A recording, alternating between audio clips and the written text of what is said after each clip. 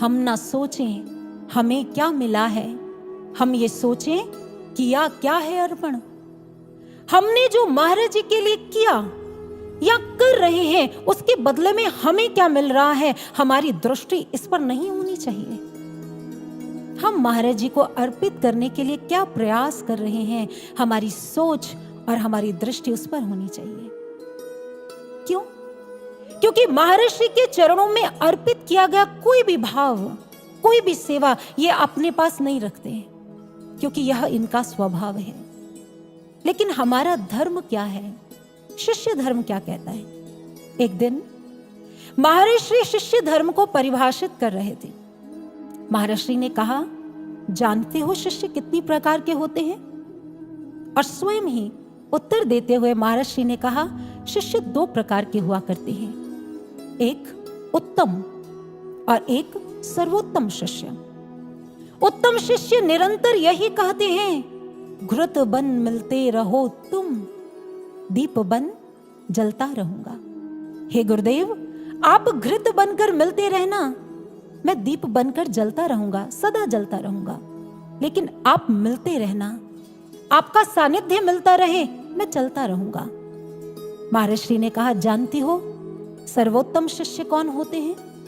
जिसके रोम रोम से एक ही ध्वनि ध्वनित होती है, घृत मिले न मिले ईंधन, न प्रेम पवन मेरे राम, फिर भी जलते रहने का व्रत लेता हूं अभिराम, फिर भी जलते रहने का व्रत लेता हूं अभिराम।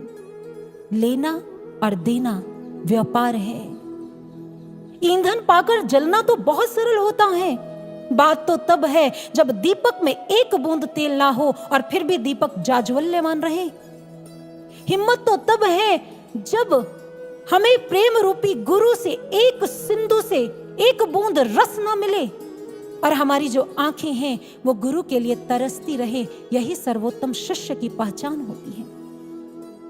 मुझे याद है, एक दिन महाराज जी अपने कक्ष में बैठे हुए थे। अचानक महाराज श्री ने सामने बैठे साधक से कहा, अपना प्रेम राधा की तरह सुदृढ़ करना होगा। इतना कहकर महाराज श्री मौन हो गए और उनकी आंखें मानो कहीं दूर किसी दृश्य में जाकर खो गई। और उस समय महाराज श्री के मुखारविंद से कुछ पंक्तियां मुखरित हुई। उन पंक्तियों को मैं हूबहू आपके सामने रखना चाहती हूं। महाराज श्री ने कहा, चाहे वैराग्य की अग्नि जला डाले, राधा का जो कृष्ण से प्रेम था वो तो त्रिकाल में भी नष्ट नहीं हो सकता था। प्रतीक्षा पथ पर खड़े खड़े कोई नजर भी नहीं आ रहा था। प्रतीक्षा पथ पर कभी कभी ऐसा समय आता है जब धैर्य छूटने लगता है। इस मार्ग पर अकेले खड़े कोई नजर भी नहीं आ रहा है और जिससे प्रेम किया है वह भी कठोर है, निष्ठुर है। वह मिले या ना मिले, वो बुलाए या ना बुलाए, वो हंसाए या रुलाए, ये उसकी मर्जी है। क्योंकि प्रेम तो किया जा चुका है, प्रेम तो हो चुका है जिसे हर हाल में निभाना है। इतना कहकर महाराज जी मौन हो गए और महाराज श्री ने सामने बैठे साधक से कहा, कुछ समझे?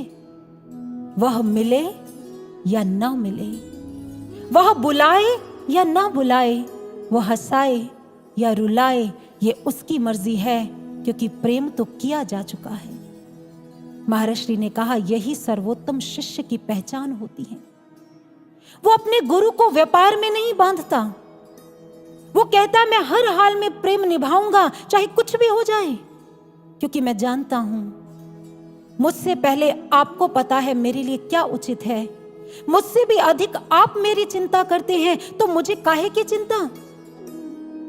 ऐसे सर्वोत्तम भक्त होते हैं। आज अगर मैं अपनी शख्सियत को चूर चूर कर आपकी रजा को जी सका तो यह भी सस्ता सौदा होगा गुरुदेव, यह भी सस्ता सौदा होगा। इसलिए मैं आपकी हर आज्ञा, आपकी हर इच्छा के आगे नतमस्तक हूं।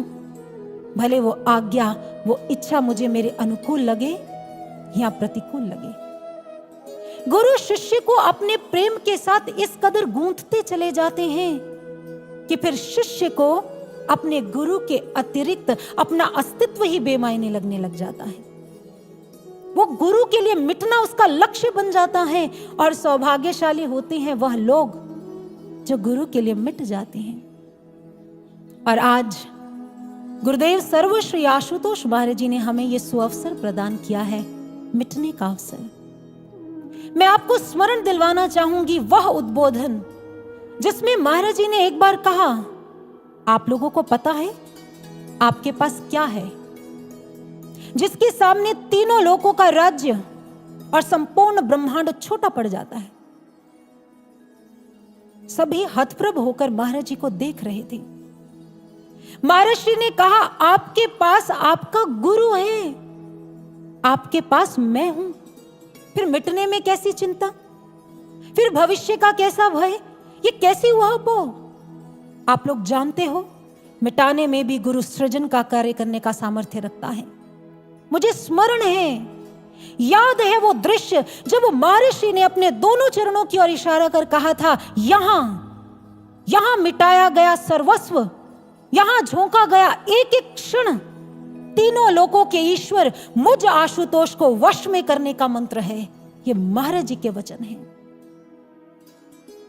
यदि तीनों लोकों का ईश्वर गुरु रूप में हमारे सामने हो और उसके लिए मिटने का अवसर हमें मिल जाए, तो मुझे लगता है ये घाटे का सौदा नहीं है।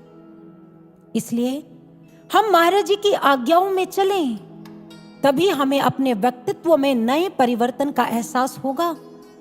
तभी मुरझाए शिष्यत्व की कली फिर से हरी होगी और फिर से निष्क्रिय पड़ चुके समर्पण व भक्ति के तत्वों में सक्रियता का नया उत्साह आ पाएगा। मैं से तू की इस यात्रा में जितनी बाधाएं हैं, चाहे वो मन की है, विकारों की है, विचारों की है, संस्कारों की है, उसे हम साधना के सुदर्शन चक्र से काट दें।